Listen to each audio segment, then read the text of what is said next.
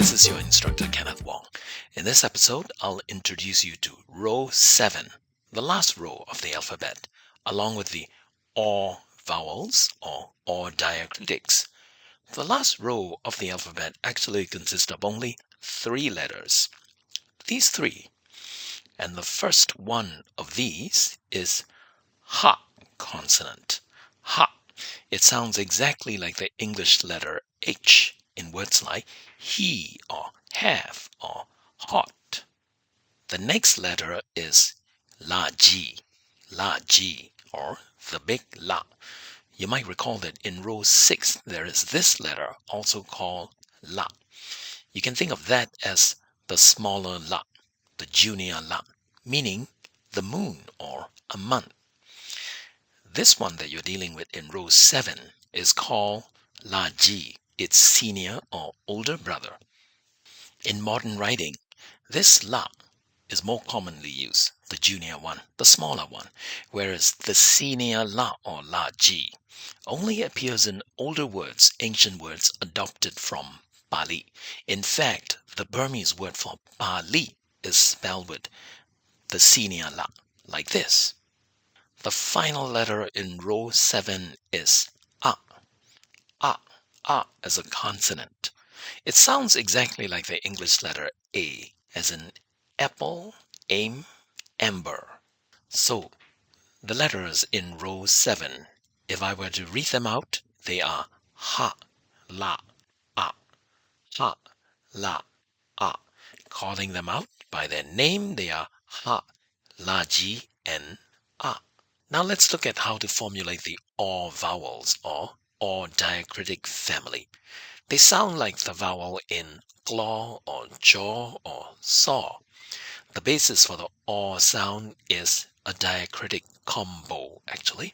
You put a spiral diacritic called thwe-to before a letter, and then you put the yecha or the pull down after the letter. This combination gives you the high tone or. For example, if you take the ha letter and then you sandwich it between the spiral thwe-to and the pull down yecha, you get haw in high tone. As a verb, it means to predict or to prophesize. To tell someone's fortune in Burmese is beden hore, where haw stands in for prediction. Now, to get the long vowel, you add something else. You add the banner or atha to your yecha. So this combination, haw, is the long vowel. This is part of the word hormone, which is the Burmese way of spelling the English word hormone as a loan word. How might you then get the short vowel version of or, which is o? This is where you have to toss in the single palate diacritic known as aomie, to stop the tone or to cut the tone short. So you start with the combo for haw, sandwiching a letter between the spiral thwe-to and the yecha pull down. And then you add the single palate aomie to the bottom of the word. So with this combination, you get haw.